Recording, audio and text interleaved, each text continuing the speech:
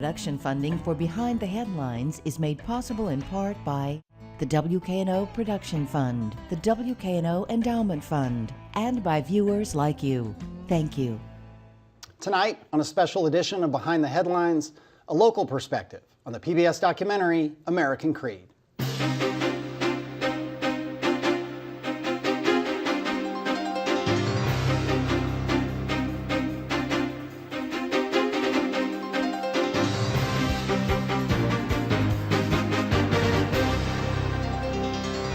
I'm Eric Barnes, publisher of the Memphis Daily News. Thanks for joining us.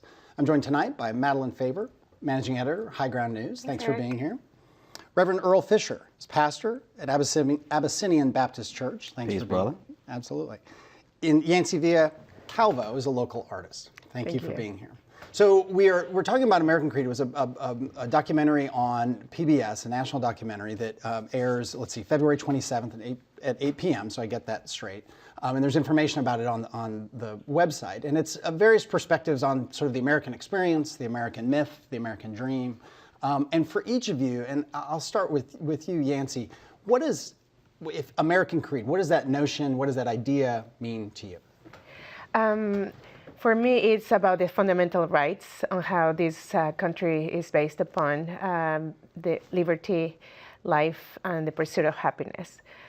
And your background, you were born in Mexico? Do I have that right? Yes, so I was born in Mexico City, and I've been here for 23 years in Memphis. I am not still a citizen yet. You're not still a citizen? No. Is that right?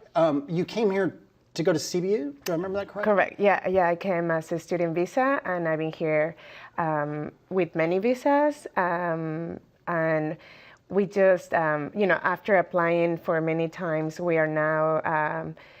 We just had the interview for citizenship, but that tells you about how long it really takes, even if you go every single step of the way. I didn't know that. You and I are on a board together. We're on the Overton Park board together. I didn't know that. Yes. Your husband, Mauricio Calvo, has been on the show a couple times. He runs Latino Memphis. That's Correct. great. Obviously very involved in all the immigration issues and the immigration discussion or fight or whatever you want to call it right now. You're an artist. You're involved with Memphis 3.0. Right. What else? You're involved with a whole lot of things in the city. And you're a mother. I am a mother, yes, I'm very proud. And so mainly my art is about talking about diversity and inclusion. My latest piece is the one that I'm traveling around to spark a conversation and question, what are the laws that are not being inclusive and how can we change them in order to approach that. And it's called Barrier Free, which is now in City Hall. So we're very excited about that opportunity. Right, and we'll come back to a whole bunch more about that. Let me get Earle Fisher, Pastor Earle. Your definition of this notion of American Creed. Well, I think it's hard to define, and to echo some of what Sister Yancy just laid out in her experience. Number one, I think it's important for us to recognize that the creed, whatever it may be, is not applied equitably across the board for everybody. And even if we're sticking with life, liberty, and the pursuit of happiness, that's paradoxical for most of the people of color when you look at policies that have been implemented and even the Constitution in and of itself having to be amended. When you think about Memphis, and I'm not a native Memphian necessarily. I was born in Benton Harbor, Michigan, and I came to Memphis in 1999 on a basketball scholarship to Lemoyne College, the HBCU here in Memphis. And so when you start thinking about what it means to travel from the north to the south, even though Malcolm X said everything south of Canada is deep south, then you experience a certain type of environment and ideology associated with the sense of being and this notion of who or what an American creed might be, and it's just difficult. You think about Memphis as the spot of the 14th Amendment and where it got its inception. So it's just difficult to try to nail down, and I think what we ultimately see is people from times past and even times present just trying to grapple with what it means to be American or whatever that creed might be. You besides being Reverend pastor of New Abyssinian Church, sorry. We're working on it. We're going to work on that. We're going to get that right. Is it fair to say you're a political activist? You've been involved in a whole lot of things. Black Lives Matter. Talk about some of the other things you've been involved in politically in Memphis. Well, first, I think the avenue or the platform that I take to engage in all of these different measures is rooted in my spirituality. So I'm always living at the intersection of spirituality, scholarship, and social activism. And of course, if what I believe about my faith requires that I invest and engage in improving the quality of life for all of God's people, then it requires me to engage in certain political discussions and efforts and initiatives, because in order for us to maximize any social justice potential, you have to have some type of policy support. So over the past several years, more and more intensely and more intimately, I've been involved in trying to do some community organizing that empowers everyday citizens, especially at the grassroots and the living room level. That has led me to co-found a organization, Memphis Grassroots Organizations Coalition. I co-founded that with my dear sister, Tammy Sawyer. I've been a part of more coalitions in the past several years than I can count, but just been primarily trying to advocate for equity, whether it be economic equity and justice, whether it be fair housing, criminal justice reform, so on and so forth. And I'm also, in my spare time, I guess you could say, a PhD candidate at the University of Memphis in the communication department, and a husband to my lovely wife, Denise, and all that other stuff. And every now and then I sleep for 15 minutes. There we go. Madeline, you've been on the show before as a journalist when we do Journalist Roundtable, back when you worked at Daily News, and now since you've been at High Ground. But watching the documentary and this whole notion, what is American Creed from your perspective? What does that mean? Well, personally, I think an American Creed exemplifies sort of the highest values of us as a nation. That doesn't mean that's where we are. I think that throughout the documentary, we hear people saying, oh, the American dream means aspiring to the place you want to be and striving for it. And I think more accurately, a verb would be overcoming. I think that certainly moving forward in life is an opportunity that's available to all Americans, all Memphians even.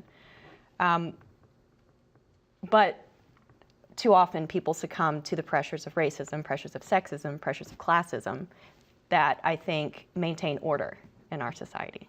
Yeah. And so I think to be the best citizens that we can be and to try to live up to the creed and these values that are set forward for us, I think it's our responsibility to think, whose responsibility is it to relieve the gap between reality and between the promise that we have of the American dream? If it falls on the individual, I think we're misaligned as a society. Talk a little bit about High Ground News for people who aren't familiar. Yeah, so High Ground News is an online magazine. We've been around for about 4 years now, and it's all local news. And even more so, I'd call it hyper-local news. We do a lot of neighborhood-based coverage and embedded neighborhood coverage. So that means we put a team in a neighborhood for 4 months, videographer, photographer, writer, an engagement manager, whose role is just to communicate with residents about how they feel like they're portrayed in the media and sort of what that gap is, how they feel living in their city when it's not just defined by crime statistics, how they feel living in their neighborhood when it's not just, oh, the school is closing. It's what does it actually mean, to call this place home? And how can we meet them on their level and sort of leverage the limited platform that we have to sort of put their voice in the center of it.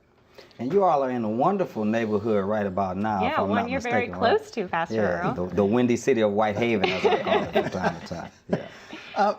Well, there's so many different places to go. I think I want to start with immigration. I'm going to turn to you because it's a big part of the American story, obviously, immigration of all kinds of types and the history. And it's a big issue right now. It's a big issue as we tape this. The Senate is debating what to do about DACA and the Dreamers. And so one thing that I think, and you hear it in this debate nationally, and I'm the white guy at the table in this conversation, so literally, I am the white guy at the table. And I remember watching. It was a documentary about New York. Actually, it was Ken Burns' brother, Rick Burns, who years ago, almost 20 years ago, now, did an incredible documentary on New York that's still relevant. And it's about New York City, but it's really about the American experience. And there's a whole lot on that I just missed when I was in high school and in college and in graduate school about the history of animosity and fear of Irish and Catholic immigrants. And that to me was one, for me personally, was this eye-opening moment thinking about the American experience of, I certainly knew the history of slavery. I knew the current history of antipathy towards Hispanic and Latino immigrants. I kind of missed the depth of hatred of Irish and Catholic immigrants. I don't know what my question is for you, but when you see all this from certain quarters, real animosity towards the Hispanic immigration and immigrants, do we get over this? I mean, is it going to be like the Irish, where we look back on that and go, I can't imagine that was real, that there was that much hostility toward white male Catholics in this country, but there was. Right. So that's a very good point, talking about what other immigrants experienced. And as you mentioned before, we're all immigrants. Our parents, our ancestors, unless you're, Indian American, then we are all immigrants. So the fact that as an immigrant, when you're not living in the country, you have this U.S. That it really shows potential, and you really want to get there because what is portrayed in the news, what is, oh my gosh, this is wonderful, this is a wonderful wonderful country, but then when you're here, then you realize that is not the case for everybody. So it really depends on how you look many times, and that is really sad because even if if you have an accent, or if you don't live in the right community or don't have the access, it is really difficult for somebody to reach that American dream.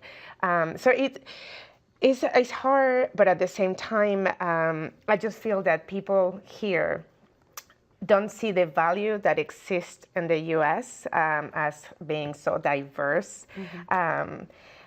Coming from Mexico, we don't have all of this diversity. So when I arrived, and then I met people from Australia and Malta and countries I've never heard of, you're like, oh my gosh, this is awesome. It's just really wonderful to be in contact with the whole world in small communities. But then the fact that you should blend and not stand out, I don't think that is really what American means. It is, my husband really talks about a salsa. I mean, we don't blend everything that you don't recognize the taste, but it's more enhancing the flavor, enhancing the color. So right now, what we see, the Hispanic population migrates.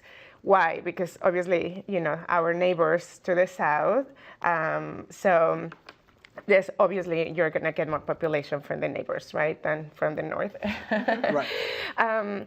So when you look at what others have experienced, and that now is shifting to other groups, then you wonder, well, why can we learn from somebody else?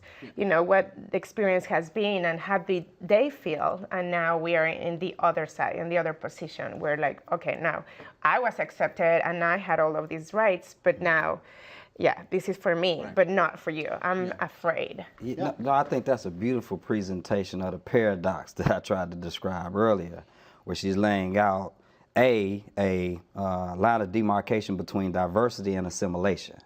And I think oftentimes, even when we talk about America as this melting pot, if you will, it is one that demands a particular type of assimilation. So going back to what you were talking about some of the Irish brothers and sisters, I think it was easier for them, even though they faced certain types of animosity and hatred, it was easier for them to assimilate, if for nothing else. It was not as easy to stereotype them at a glance as it is to stereotype somebody in black and brown skin. Not only that, going back to this issue of policy, my mother has had the house that she lives in Benton Harbor, Michigan, southwest corner of Michigan, north, right? 90 miles east of Chicago. And she's had that house since, if I'm 39 now, I think she's had it maybe 39, 38 years. In the original deed to that house, it says in the deed, this house shall never be sold to a Negro. So we're talking about a house that was built in the mid-1900s, right? So 1950 or so. So these are policies. These are things that are published in print that can be leveraged in courts of law. And I don't think Irish brothers and sisters had to manage that type of terrain. And so as I'm hearing Sister Yancy lay out, you know, what it means to be a person of Latino descent, Hispanic descent, Spanish descent, and what it means to be somebody else of more English-centered descent, or, you know, white descent, black descent, and people who come and migrate voluntarily in hopes of certain dreams versus people who were forced to migrate here under certain conditions of economic exploitation of their labor. I just think the way that we approach whatever this creed is, and the reason I keep saying whatever this creed is because I understand democracy and even American democracy as a project. To Sister Madeline's point, it's not anything that we have really arrived at. It's something that we say we aspire to, and even trying to figure out exactly what it is we're aspiring to sometimes lands us back to this notion of, are we talking about diversity or are we talking about assimilation? The housing thing is so interesting, and that has been a big focus. We've done as much as we can, you know, writing about in the Daily News, and we've done shows about public housing here and talked about that because, and again, my naivete, and I'm the privileged one who could be naive about some of these things. The history of housing segregation and redlining, the exact thing that is you know, codified in the deed in your mother's house, that people of color will live here and white people can live there, and banks can loan to the people where the white people are and cannot loan there to where the brown people are. There was a great Diane Rehm who is retired but did an amazing show on the history of public housing some years ago. I'll put it on Twitter or on Facebook or something. And it was about, they had a guy on there who said, look, if in 1950 you have two working class families who want to buy a house, and one's white and one's black or of color, the people of color at that time couldn't buy that house, so they couldn't build equity in the house. Whereas that same house bought in suburban New York or suburban Memphis or wherever begins to accrue equity. And then that couple, then when they get to be 50 or 60, they can use that money for vacation, to retire, to put their kids through college. Same African American or Hispanic or brown couple over here couldn't do that. Couldn't get the loan. But an Irish could. And an Irish could by the could, right? Absolutely. And so lastly, I'll say, then I'll try to digress. When I think about, and I'm trying not to say too much about Memphis in particular, but some of what some of what, maybe we'll come to it later, but some of what you just described when you start talking about segregated neighborhoods or even a certain type of economic gentrification, if you will. I mean, it still exists today, but I'm thinking more generally going back to this idea of immigration. And more recently, as the 45th president of the United States said this thing about S-hole countries. My response to my people at Abyssinian was, there are no S-hole countries. But you do have A-hole people who produce S-hole policies. You see what I'm saying? So I don't think we can understand our association with individuals and certain stereotypes associated with them if we're not willing to understand the type of policies that are put in place that force people to live in certain types of conditions. You all have done a lot of writing about housing, about foot homes, the last of the big public housing projects. Your thought on you know, there's a lot in the documentary about economic mobility, and that is part of this American dream, that anybody who works hard and plays by the rules can become rich and famous or something like that. But economic mobility, again, back to is often tied to housing and housing projects, particularly the legacy of that. All cities, but we'll talk about Memphis, are still paying a price for it. Yeah, so Foot Homes was built in the 1940s. I mean, it was built during segregation under racist housing policies. It's the last one to fall in Memphis. And public housing was built initially sort of as a temporary fix for people to get back on their foot. But what we see is that in ghettoizing poverty, in that particular area of Memphis where there were just a ring of public housing complexes, people couldn't get out of their neighborhood. And you see generations growing up within the same housing complex. I think that the American dream, as it's kind of sold to us, I think actually sees a longer arc of success. I mean, I was born into privilege, but my dad wasn't, and his dad wasn't. My great-grandfather was an immigrant from the Ukraine escaping the Nazis, you know. And it's taken all these generations of, you know, a family that appears white to finally reach me, and I can be in the position that I can be in. And families who grew up in foot homes didn't have that opportunity. Yeah. And so I think that, you know, there are a lot of different facets to it. You know, it's challenging and in some parts very damaging to families who have been evicted from their units, the 420 units at Foot Homes, and scattered across the city. They've lost that sense of community.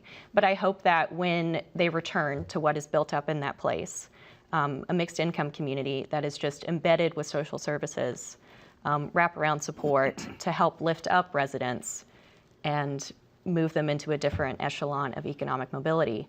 I hope that they return to a place of promise, an opportunity that was denied and actually kept away from them for generations and decades. It's amazing to me that the degree to which federal policy, that created these pockets of poverty. And the other one that's big, and you and I, again, being on the Overton Park board, and we're coming up on the 50th anniversary of one part of the fight to prevent the highway going through the Evergreen neighborhood, Overton Park. I mean, it's just across town. It's amazing to think about. I had a friend in town from Seattle recently, never been to Memphis. We were driving through Evergreen and Speedway Terrace and North Parkway, and he's like, this is just the most beautiful neighborhoods. He's just never seen such a thing. I said, yeah, there was supposed to be a highway here, I mean, and when you look at where those highways were put, across the country, Memphis included, they became another pocket of poverty, because they were cut through neighborhoods, often through poorer neighborhoods, often through what were viewed as dying neighborhoods, and often through brown neighborhoods. And so it's fascinating to me. I mean, it's kind of the parallel to housing was federal highway policy,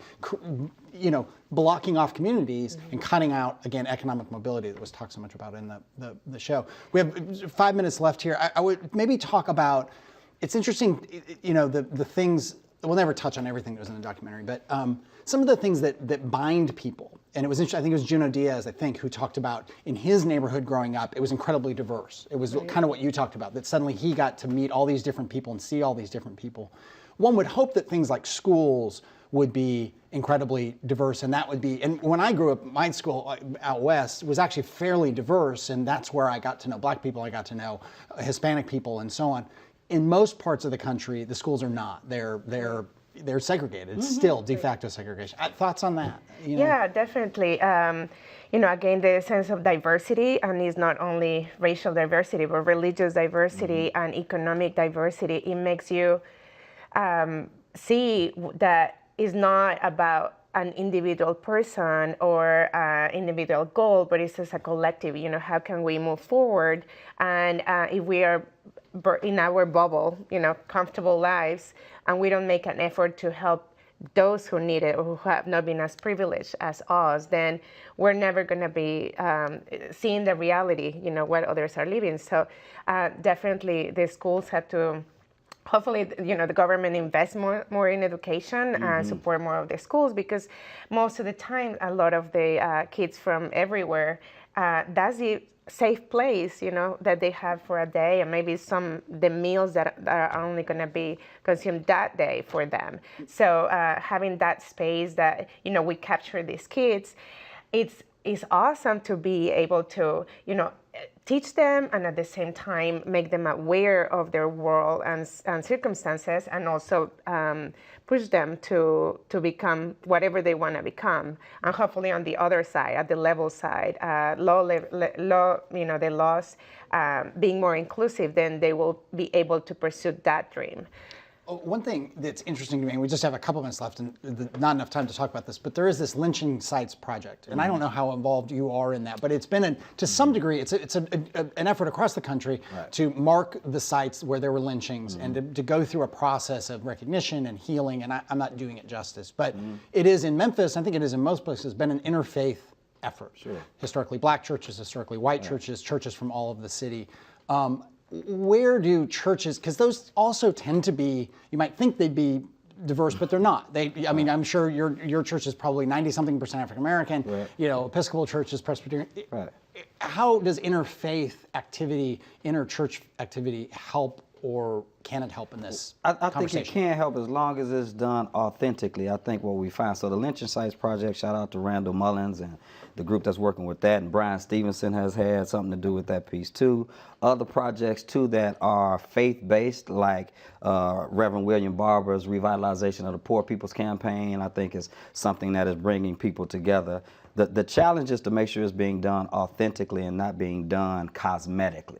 Because I think the desire for us to do this surface and superficial form of reconciliation without ever demanding through policy and other types of corporate practices that we do some transformation and some liberation, ultimately means that even when we try to draw people together, whether it be under the guise of faith or religion, or whether it be under the guise of education or economic entrepreneurship, until these things are done substantively, we're going to continue to see ourselves in these cycles, and which is why 50 years after the assassination of Dr. King, you still have us on the front lines trying to fight for livable wages, putting more in education instead of incarceration, asking questions about health care and equitable contracting. So, of course, faith is a wonderful unifying principle, but I think it also demands a certain level of authenticity so that when we do come together, whether it be Sunday or Saturday or Wednesday or Tuesday or Friday, whenever we do come together, people are able to be their full selves and their best selves. Isn't we just have a minute left, so I'll editorialize for a second. I mean,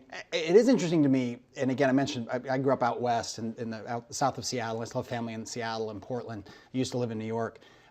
New York different, but Seattle and Portland are not having this conversation. I can just tell you. And when my family comes down, when my friends come down, they are blown away at the diversity of this city. And maybe, I mean, for all its flaws. And it is an interesting thing that they always talk about is that in Portland, Oregon, you don't ever have to interact with anybody but a white person. You don't have to think about any of this stuff. And so I appreciate all your input. I appreciate you all being here. Please watch the documentary February 27th at 8 p.m. Thanks. Join us again next week.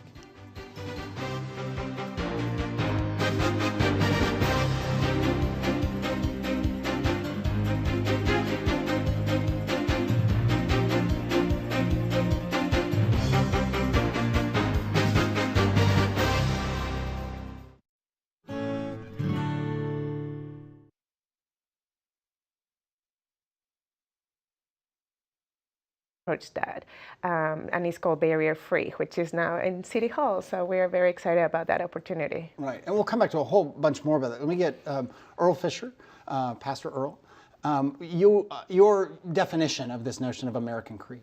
Well, I think it's hard to define, and to echo some of what Sister Yancy just laid out in her experience. Number one, I think it's important for us to recognize that the creed, whatever it may be, is not applied equitably across the board for everybody. And even if we're sticking with life, liberty, and the pursuit of happiness, that's paradoxical for most of the people of color when you look at policies that have been implemented and even the Constitution in and of itself having to be amended. When you think about Memphis, and I'm not a native Memphian necessarily, I was born in Benton Harbor, Michigan, and I came to Memphis in 1999 on a basketball scholarship to Lemoyne College, the HBCU here in Memphis. And so when you start thinking about what it means to travel from...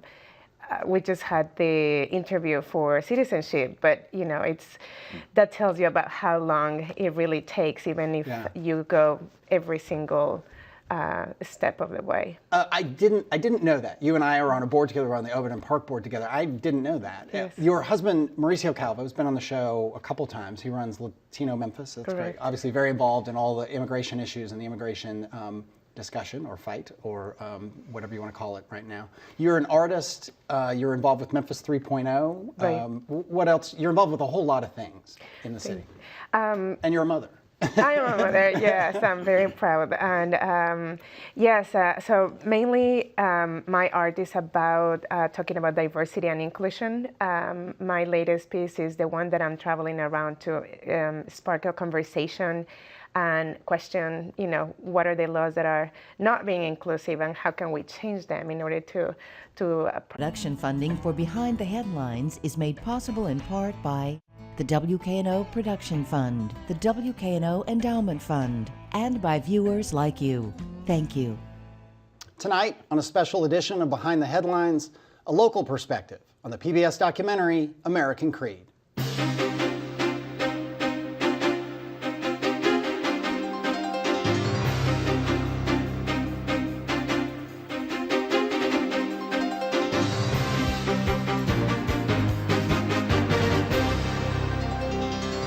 I'm Eric Barnes, publisher of the Memphis Daily News. Thanks for joining us. I'm joined tonight by Madeline Faber, managing editor, High Ground News. Thanks for being here. Reverend Earle Fisher is pastor at Abyssinian Baptist Church. Thanks Peace, for being brother. here. Absolutely. Yancy Villa-Calvo is a local artist. Thank you for being here. So we're talking about American Creed. It was a documentary on PBS, a national documentary that airs, let's see, February 27th at 8 p.m., so I get that straight. And there's information about it on the website. And it's various perspectives on sort of the American experience, the American myth, the American dream. And for each of you, and I'll start with you, Yancy, if American Creed, what does that notion, what does that idea mean to you? For me, it's about the fundamental rights on how this country is based upon the liberty, life, and the pursuit of happiness. And your background, you were born in Mexico? Do I have that right? Yes, so I was born in Mexico City, and I've been here for 23 years in Memphis. I am not still a citizen yet. You're not still a citizen? No. Is that right? You came here to go to CBU? Do I remember that correctly? Correct. Yeah. I came as a student visa, and I've been here with many visas. And we just, after applying for many times, we are now. The north to the south, even though Malcolm X said everything south of Canada is deep south, then you experience a certain type of environment and ideology associated with the sense of being and this notion of who or what an American creed might be, and it's just difficult. You think about Memphis as the spot of the 14th Amendment and where it got its inception. So it's just difficult to try to nail down, and I think what we ultimately see is people from times past and even times present just trying to grapple with what it means to be American or whatever that creed might be. You besides being Reverend pastor of Abyssinian Church, sorry. We'll work on it. We're going to work on that. We're going to get that right. Is it fair to say you're a political activist? You've been involved in a whole lot of things. Black Lives Matter. Talk about some of the other things you've been involved in politically in Memphis. Well, first, I think the avenue or the platform that I take to engage in all of these different measures